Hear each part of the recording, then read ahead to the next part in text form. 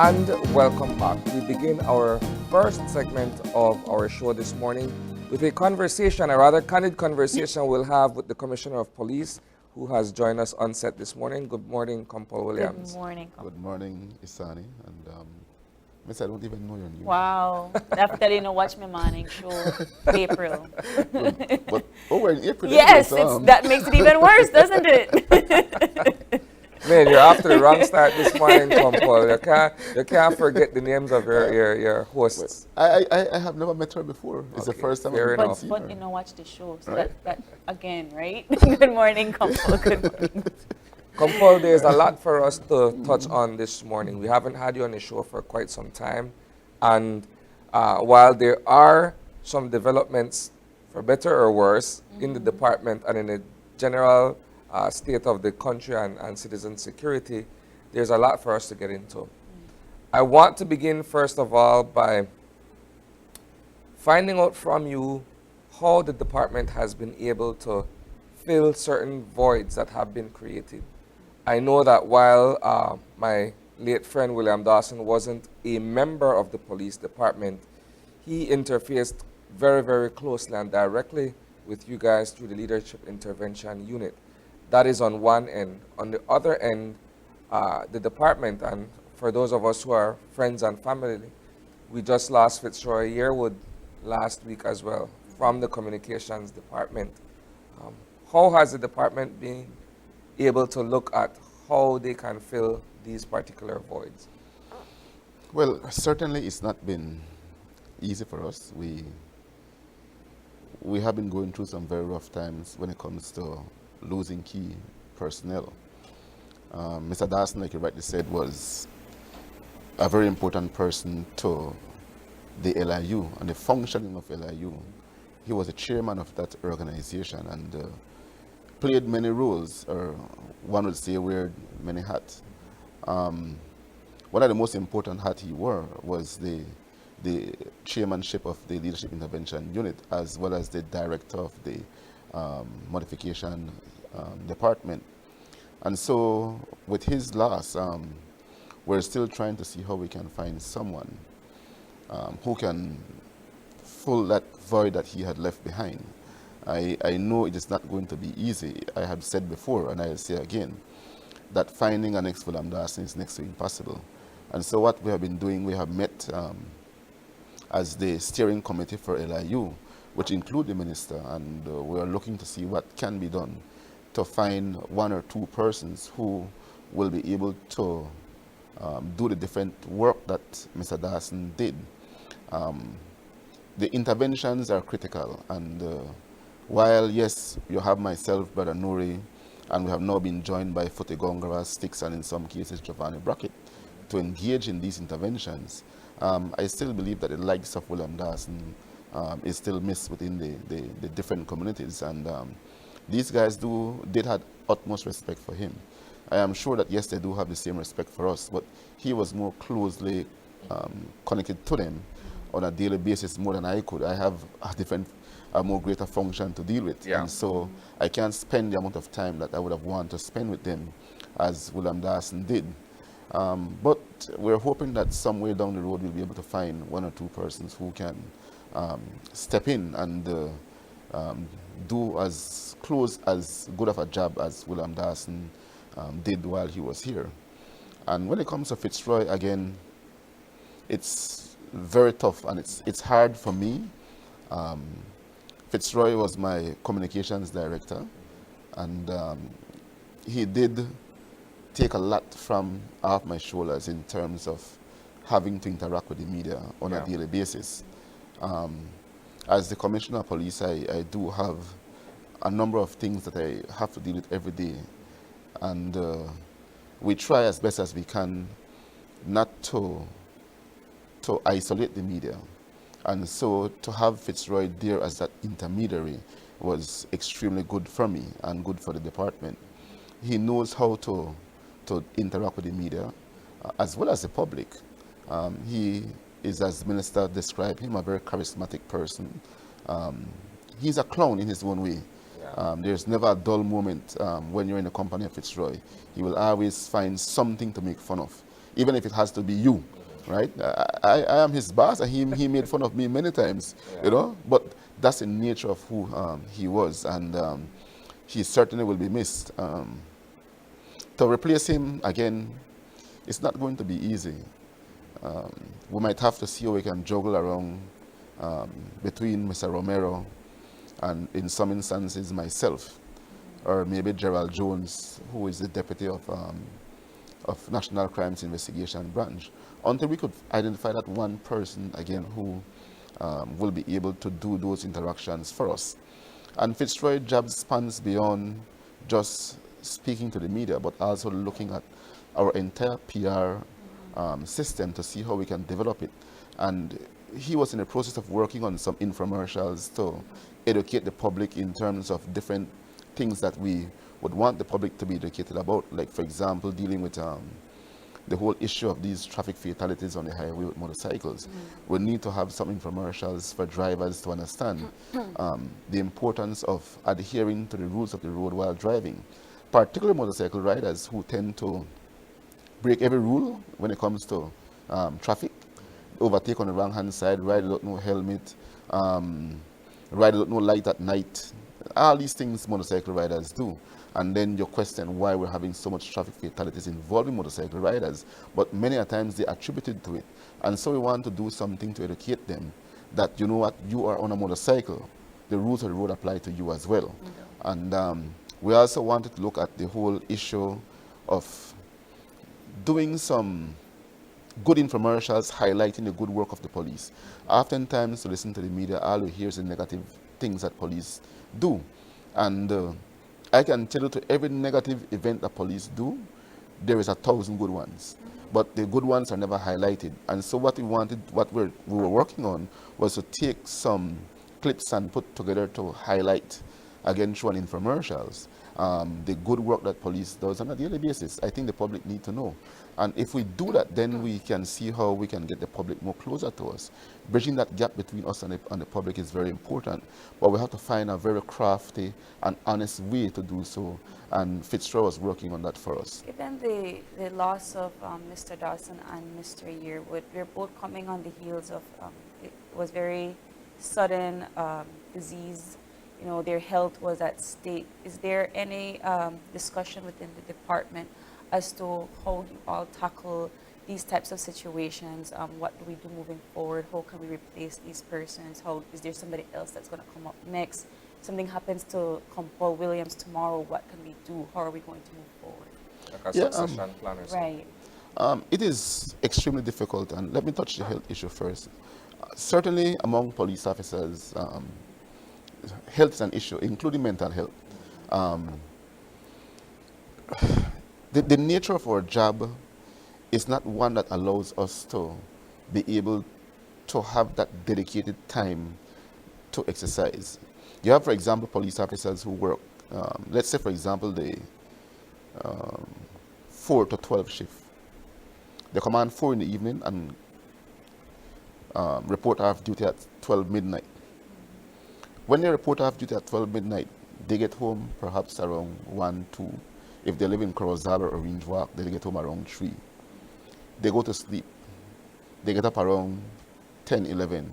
It's time for them to get ready to come back to work. What time do they have to work out?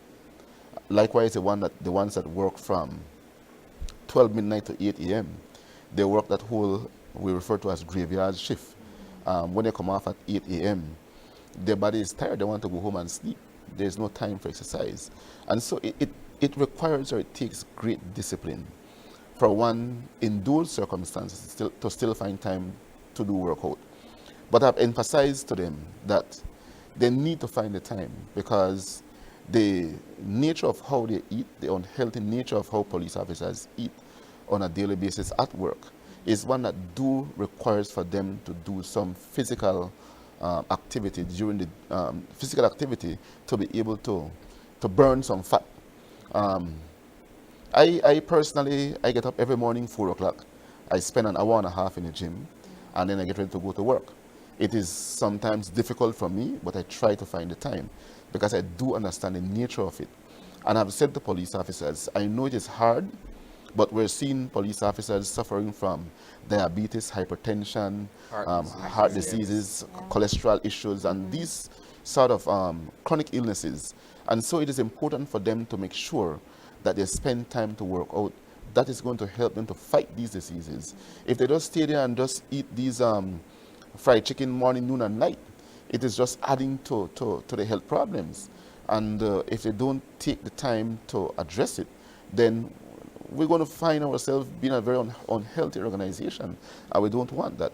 Wasn't there either a gym or an exercise facility that was made available to, at least here in Belize City, Yes. to police officers? Yes, there is one in Belize City, and I can say for the most part, police officers are making use of it. Not to the magnitude I'd like to see, but there are a few officers who have dedicated themselves to the gym. And I watched some of them who were like a good 250 pounds a year ago, and now they're like 180, 190 pounds, which means that they're doing well in terms of making sure that they spend time in the gym. And it is something that more and more officers need to do. Yes, we don't have gym at every formation, but there's a public gym there. It won't take nothing from you to take some money, because police like to drink, you know. If you drink 20 beer a month, cut that 20 beer a month to 15. The price for the next 5 beer, you use that to pay the gym. You can find a way to get it done, right? But again, it is making sure that you prioritize how you spend your money. And your health must always be of great importance in terms of how you spend your money. And we try to emphasize that to police officers. That is physical health, but mental health is equally important, perhaps more so. The men and women of the department are subjected to various forms of exposure. They're dealing with criminal situations where they come under fire. They're dealing with, as frontline workers, bodies and situations that create trauma and stress. What is being done to be able to either provide the necessary kind of counseling or perhaps the kind of assistance that they would need to be able to deal and go through these situations that they're faced with? Yes, it's mental health is a very important thing for us. And I am happy to say that under the leadership of our minister, Karim, we have now commenced a process of hiring a psychiatrist. We have conducted the interviews. We have selected that individual already who is going to be the psychiatrist. And we're hoping that by the end of next month, we should have that person on board. It's just a matter of finalizing the paperwork with the Ministry of Finance to have the person fully employed and coming on stream to be able to address the mental health issues of police. But certainly, yes, having one psychiatrist is not going to eliminate the entire mental health issues. And when it comes to our work, again, due to the nature of it, there is always going to be mental health problems. Like you rightly said, police encounter various situations every day, including having to deal with bodies that are killed or died in various forms. Sometimes you go on traffic accident scenes, you see bodies terribly mutilated. Even when it comes to homicides, the type of killings we see at times, they certainly can have a psychological effect on people. And so we have to find a way to ensure that our officers get the level of counseling that they need. And I do believe that every heinous encounter our police officers have, they should be able to get counseling before returning to not ordinary duties. Look, for example, we have the case with the officers who responded to the home invasion murder in San Ignacio with Mr. Smith. Those officers' life were They came under fire. severely threatened to the extent that they too had to fire a shot and perhaps injuring somebody. Those are things that should require counseling before returning back to normal duty. And so these are things we're trying to see what can be done. But again, we also have the Employee Assistance Program through the Ministry of Public Service that we're currently using to help police officers to deal with mental health issues. I can tell you right now we have over 24 police officers on suicide watch. We have a number of police officers who are undergoing counseling because of domestic issues. And these are things that the public don't understand. Sometimes police officers have their own personal issues at home. Yeah. And then they come to work and have to deal with the issues of other persons. If you can't address your own, then how can you then address that of other persons? So making sure we have a system to help police officers address their personal issues is important for us. And I'm happy to see that we are getting there. We're starting with one. Hopefully down the road we can look at having one psychiatrist in each of the different regions. That will be 4. And then if we can also have an in-house medical doctor, that's another step that we need to look at to ensure that we provide some level of mental health, as well as offering nutrition guidance to police officers on a regular basis. Now, you've made a list of all of the struggles that police officers go through. And it's no secret that the police does need help in manpower, in labor, in resources and so forth. So then how do you convince next generations that are coming that this is the best choice for them career-wise? How do you make them select? Because we need you. As civil society, we need police officers. But then notwithstanding everything that you just said, how do we get more persons enrolled in the academy? Well, despite what the situation may be, policing is still a very wonderful career. If you're public service oriented, you certainly will love being a police officer. There are many benefits to being a police officer. One such benefit is that you get the opportunity to be able to climb the ranks and perhaps reach all the way to the commissioner. That is a very prestige thing for anyone to achieve. And for me, being a police officer is an honor.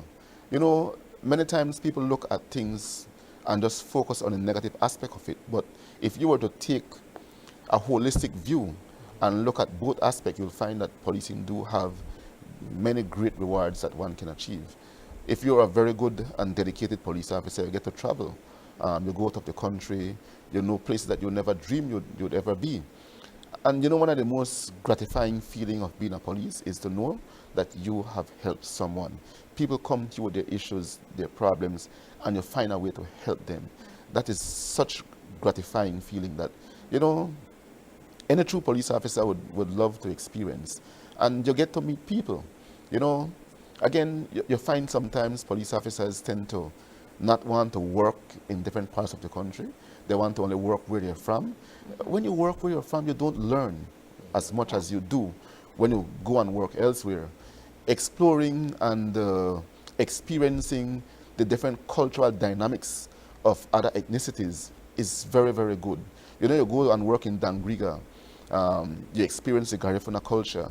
You go and work in Punta Gorda, the different villages around the Toledo district. You get to understand and learn about the Mayan culture.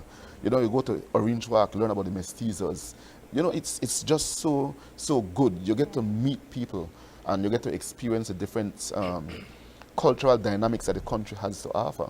And I try to encourage police officers to broaden the horizon. Don't confine yourself to one particular area. When you stay and work home, they're the same people you interact with every day. You know, I'm so happy that I had the chance to work all over the country and work in almost every aspect of policing in my earlier years and even up to before I became Commissioner of Police. You have two approaches to becoming a police officer. In much the same way you'd have two approaches to becoming a public officer. You either have the passion to want to do that, or it's simply a means to an end. You have people who enlist in the Belize Police Department, not because they truly want to be policemen and women. It's because, well, no other job, no there, or the minister refer me, what have you. And in cases like that where you don't find people to be passionate about what they do, then you have the kinds of issues that we're faced with. Because you could know when an officer legitimately, genuinely loves what he or she does.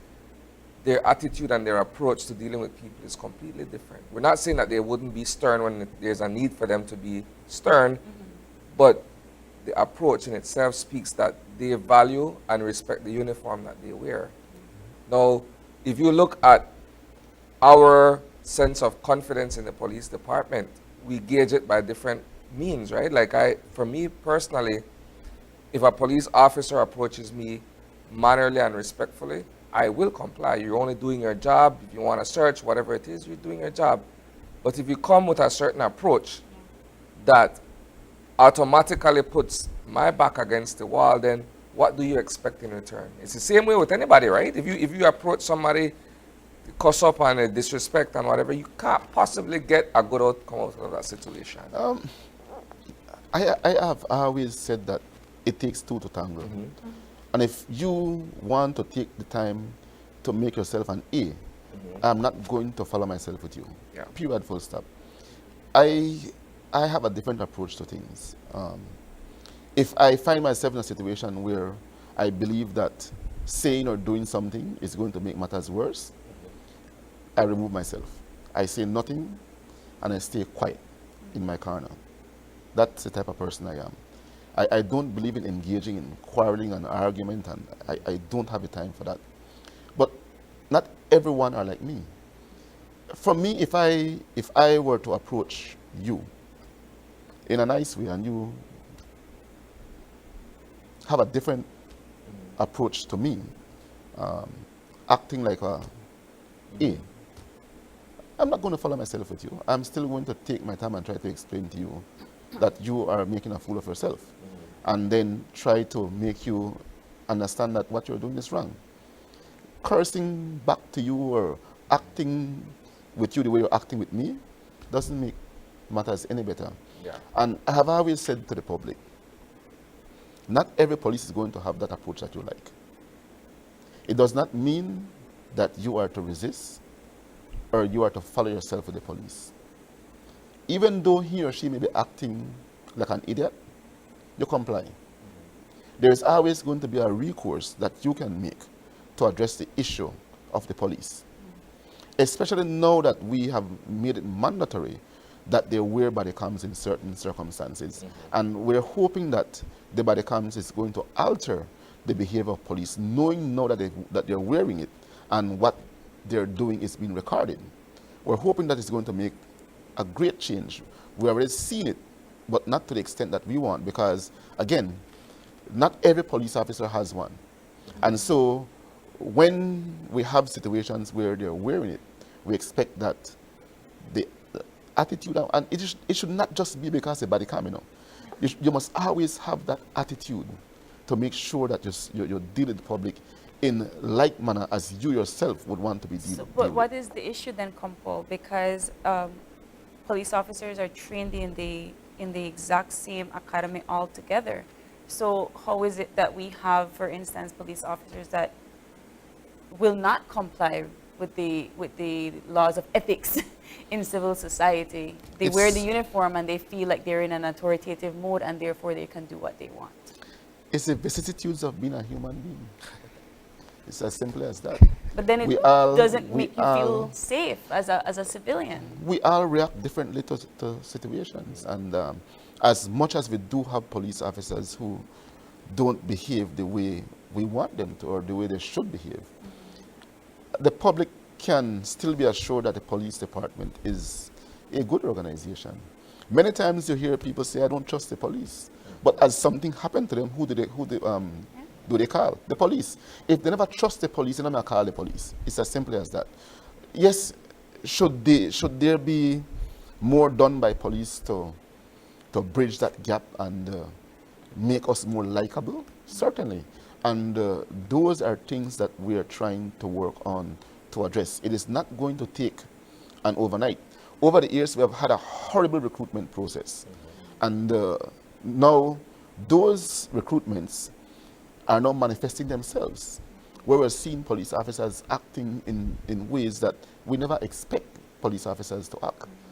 And while we have those situations and we're trying to address them by discipline and dismissal, some of them are still among us. And even now that we're having a more meticulous way of recruiting police officers, we're still going to recruit some of those that are not desirable, Yeah. Yeah. right? It's just how it goes. I was speaking to someone the other day in a joking way, and I said to them, pretty soon we're going to have a national security issue because we can't find young men to join police, BDF, and Coast Guard. You know, and it's the truth, you know. Yeah. And it is something that society would have to address.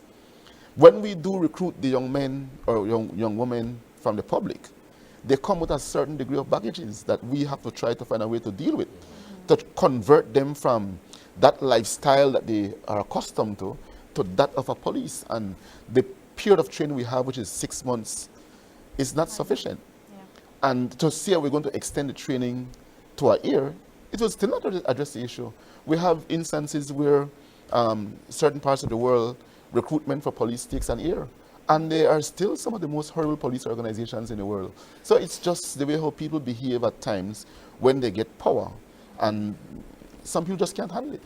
Okay, let me challenge you on a few things, now that you've mentioned that. I know in other jurisdictions outside of Belize that there is a similar recruitment or enlistment process, but there is more time being given to develop a recruit before he or she enters the department and carries out their respective functions. I know that there's a lot of academic training that goes into it before you're actually given the badge and the service weapon, right? For instance, in the United States, you can't just go to police academy and expect that you'll come out as an officer. You have to have courses in criminal justice. You have to go through the entire regiment, so to speak, right? And it far exceeds a 6-month period. You come out with a degree that says you have a background in criminal justice or in whatever branch of law enforcement. Why haven't we been able to look at a wholesome curriculum that we could say this particular recruit will no longer be a 6-month group, so to speak, but we will commence a full-on system where you give them a year and a half or 2 or however long it takes to be able to present more qualified and more capable officers in the department. You see, Isani, when it comes to the US, we're speaking about a well-developed country. And in the US, you get what is called a license to be a police. So if you're trained in New York and you want to go and be a police in Chicago, you have to get a license to be a police in Chicago. They have a school that, they have the infrastructure to facilitate that in the sense that the opportunity is there for you to go to the different schools to train to be a police. And as long as those trainings are, as you rightly said, a year or 2, is the police in the U.S. a perfect organizations? No, we're not. No, they're not. So it goes back to what I'm saying. But you would be better equipped to go out in the field once you're armed with that knowledge, correct? But certainly. But at the end of the day, like I'm saying, it still does not make the police department better. Because I can tell you we have far less police shootings than in the U.S. Far less. And you can even go by population. It is still going to be less. Which goes to show that despite we are not perfect in terms of what we're doing, we still have a good system. And how we have now structured the training is different than before. The training now is that you do 4 months at the academy, dealing with theoretical aspect of training, including spending 2 weeks on the range, learning about guns and how to shoot guns.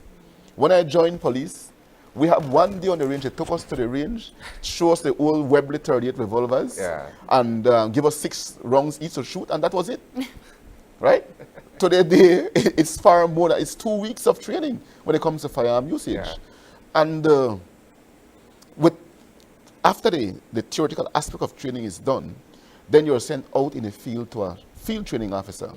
That field training officer is an experienced police officer who is going to be with you for 3 months, again, to make sure that you understand every aspect of policing. So you move from patrol to investigation, to traffic.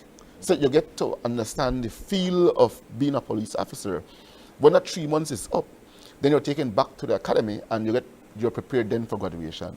So it is far better than before. So you're finding now that the recruit coming out of the academy are far more experienced, far more knowledgeable than recruits coming out of the academy before.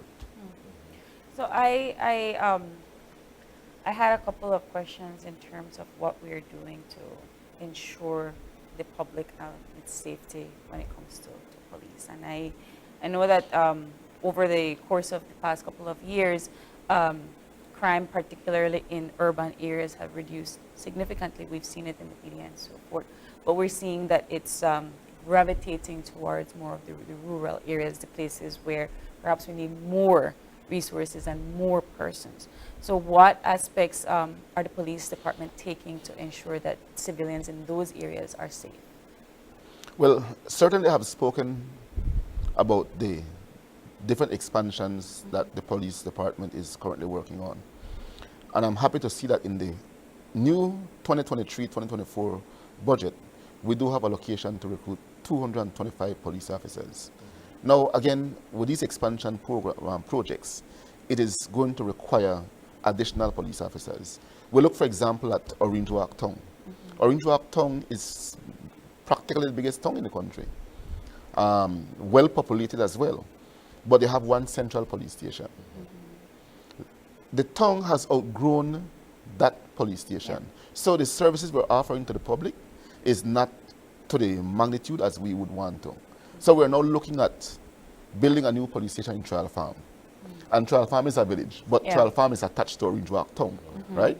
So that again is going to address some of the issues in Orange Walk. We look at the Stan Creek district.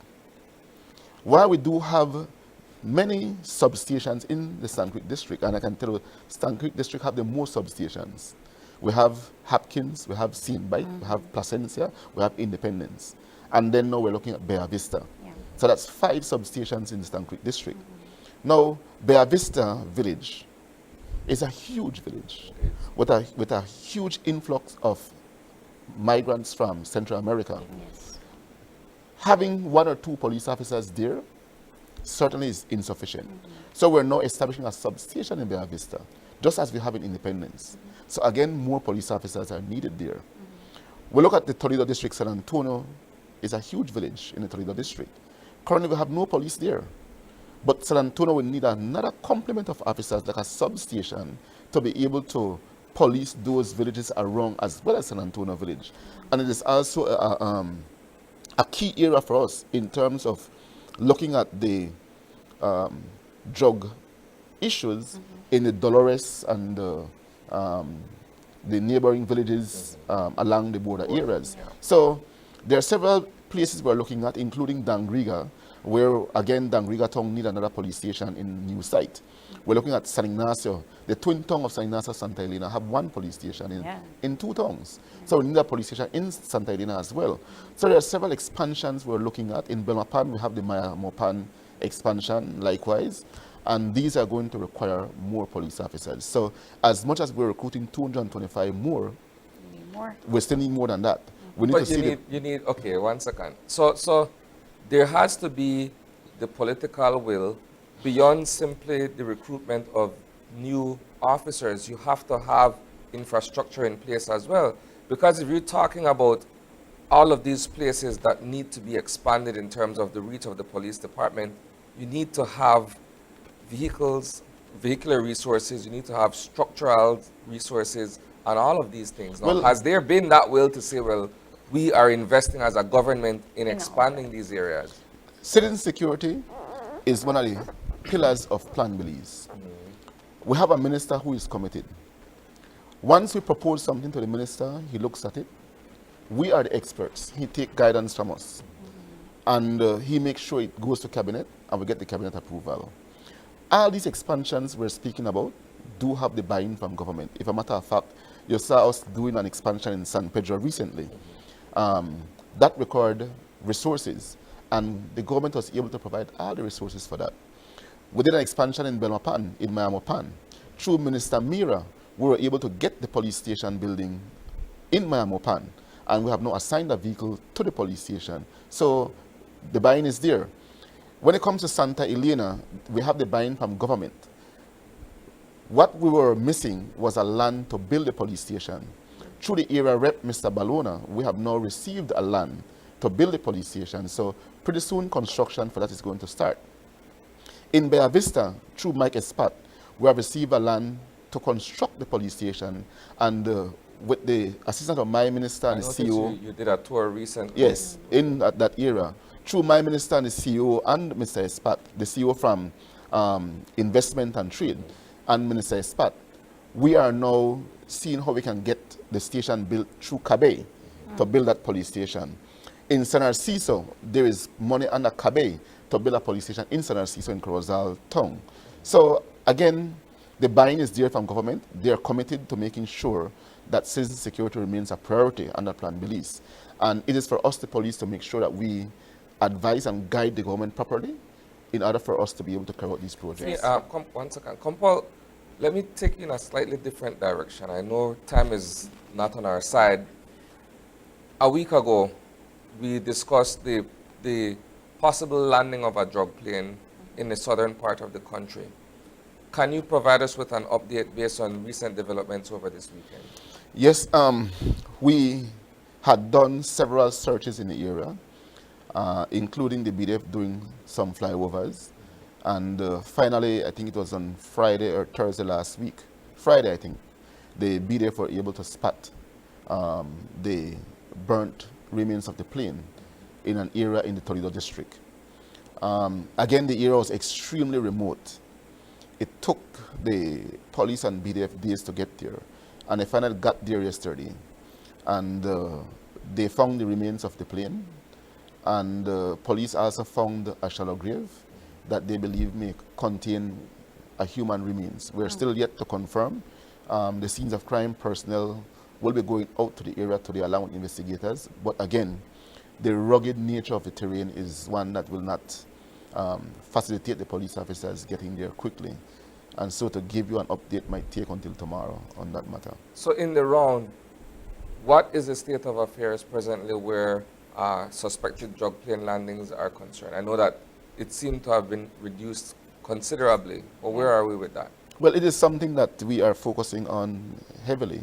The government, again, have made some investment in terms of making sure we get equipments to address these illicit aircraft landings.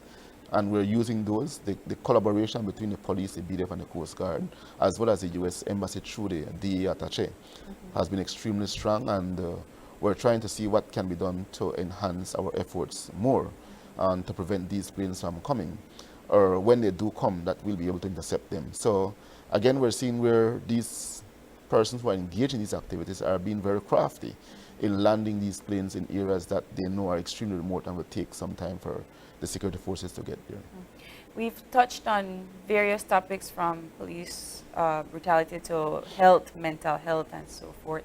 Is there anything that we can look forward to that is progressing in the Belize Police Department that we haven't touched on yet? Well, there are several things we're working on, and again, the major issue for us is the multi-sectoral approach to fighting crime, or what the minister now referred to as all-of-government approach. That for us is very important. Again, it is the police finding a more humanistic way to be able to address the issue of crime. Looking at the dynamics of Belize City, it is extremely hard, but we have been making great strides in terms of addressing the gang issues. We have now reached a stage where we're seeing that the level of violence in Belize City have decreased tremendously. And it has a lot to do with the work that we're doing through the LIU, as well as the effective policing that is on the grounds. So making sure that those two continue to complement each other is important going forward. We want to see a Belize where crime is really, really down. We're not going to be naive to think that we can eradicate crime totally, but we certainly can contain it. We look at the report recently out of the region where Belize is now out of the top 10. Yes. Where murders are concerned. We certainly want to improve on that. We're hoping that 2023 is going to be a much better year for us, and we're working towards getting there. work tirelessly with my commanders every day, making sure that we put things in place to be able to address crime.